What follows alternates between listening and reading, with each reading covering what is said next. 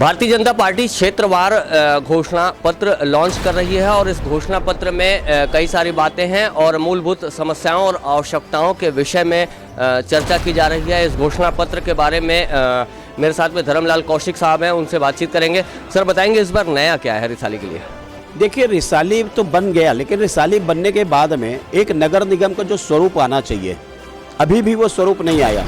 बाकी चीज़ें तो छोड़ दी, उनका खुद का कार्यालय नहीं है, जोन कार्यालय नहीं, अधिकारी के बैठने की व्यवस्था नहीं, यहीं से इसकी शुरुआत होनी चाहिए। और उसके बाद में यहाँ का जो परिवेश है उसके अनुसार से उसकी व्यवस्था, हमारे एक शहरी आबादी है, मध्यम आबादी है, ग्रामीण आबादी है, आज उनके स्वच्छ पेयजल की व्यवस्था उनके घर तक पहुँच सके। बच्चों के लिए यहाँ पर कोई स्टेडियम की व्यवस्था हो जाए। प्रबुद्ध लोग यहाँ पर रहते हैं, एक अच्छा ऑडिटोरियम सर्व सुविधायुक्त बननी चाहिए। लोग बुद्धिजीवी हैं, उनके लिए ग्रंथालय की व्यवस्था होनी चाहिए। और उसके साथ ही साथ में कि आप बच्चों के लिए खेल की व्यवस्था, इसी प्रकार से जो महिलाएं जो काम करने वाले हैं उनके लिए, जो कामकाजी महिलाएं हैं उनके लिए एक हॉस्टल की व्यवस्था, जो आवश्यक सुविधाएं हैं उस सारी सुविधाओं को लेकर के हमने इसको बनाया है कि हमारे नगर निगम में महापौर बनने के बाद में ये हमारी प्राथमिकता होगी।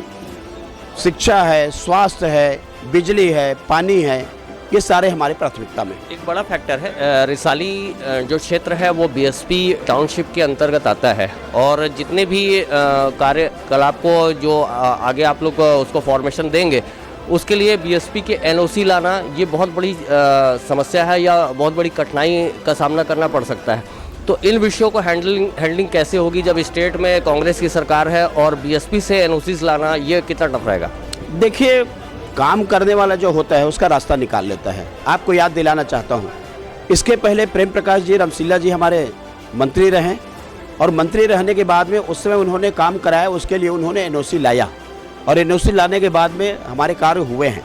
तो जब काम करने की आपकी दृढ़ इच्छा शक्ति है तो उसका रास्ता निकलता है। पहले भी जैसे एक भिलाई नगर निगम के अंतर्गत था, पहले भी वार्ड पार्षद चुने जाते थे, तो इस सीन को देखते हुए क्या लगता है जो दुर्ग ग्रामीण सीट है जो अभी ताम्रध्वज साहू जी के कब्जे में है, नगर निगम भिलाई को भाजपा से छीनकर कांग्रेस अपने फेवर में कर पाई, तो इसके पीछे रीज़न क्या है? क्या नेता जो थे विधानसभा के वो सही नहीं हो पाए थे, सिलेक्शन उनका सही नहीं हो पाया था, या जो महापौर का सिलेक्शन था वो कहीं पर असर कर गया? 3 साल में कांग्रेस के लोगों ने देख लिया है, उनके घोषणा पत्र को देख लिया है और उनके क्रियान्वयन को देख लिया है। आज जनता ये बात कहने लगी है कि जिस प्रकार से कांग्रेस ने लोभ लुभावनी घोषणा पत्र जारी करके छलावा किया है, ये सबक सिखाने का समय है और जनता इस बार सबक सिखाएगी और बड़े स्तर पर बीजेपी के पार्षद जीत करके आएंगे। एक अंतिम और बड़ा सवाल है, इस घोषणा पत्र में जैसे जो नशे का एक फैक्टर होता है, उस नशे के फैक्टर को रोकने के लिए कुछ ग्रास रूट लेवल पे कुछ बनाया नहीं गया है शायद, तो उसमें मेरा सवाल उसमें आपको क्या लगता है? जैसे भाजपा कह रही है कि सरकार जो है कांग्रेस की वो छत्तीसगढ़ में शराब की नदियां बहा रही हैं, तो रिसाली भी एक ऐसा गढ़ है जहां पर रिसाली शहर के अंदर ही शराब भट्टी है और वहीं इस्लाम एरिया के लोग शराब, न सिर्फ गांजा बल्कि यहाँ पर एक प्रथा है जो असामाजिक तत्व यूज़ करते हैं, वो कटर बोला जाता है, उस कटर से हमले होते हैं बहुत सारे और असामाजिक तत्व नशे की आड़ में ये सब करते हैं, तो इसको देखते हुए क्या? देखिए, आपने अच्छी बात कही है, ये गृह मंत्री का क्षेत्र है जहाँ गांजा बिक रहा है, अवैध शराब बिक रहा है, लोग चाकू से कटर से हमला कर रहे हैं। इससे खराब स्थिति इस क्षेत्र की ओर क्या हो सकती है? लेकिन ये प्रदेशव्यापी मामला है, इस मामले को हम लोग उठा रहे हैं। अभी विधानसभा में पारित भी हुआ है लेकिन क्रियान्वयन नहीं होता, बड़े दुख के साथ कहना पड़ता है।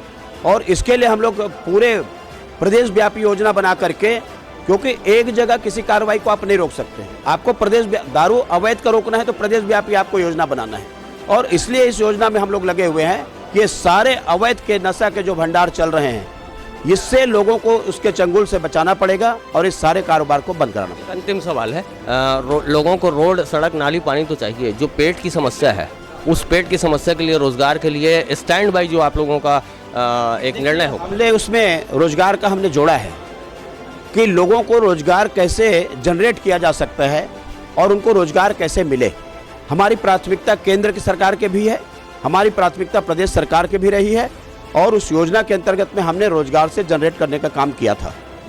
तो ये धर्मलाल कौशिक साहब साफ तौर पर कहना है कि जो विकास कार्य हैं उसको पूरी तरह से अमली जामा पहनाने की कोशिश की जाएगी और रिसाली में जो भी समस्याएं हैं उन समस्याओं का असल कारण जो कांग्रेस की सियासत रही है, पिछली सियासत, उसको दोषी ठहरा रहे हैं। और साफ तौर पर ये कहना है कि इनकी सत्ता आती है तो उसके बाद में व्यवस्थाएँ ज़रूर परिवर्तित देख पाएंगी। नेशनल फर्स्ट ABK न्यूज़ के लिए मैं हूँ शशिकांत तिवारी।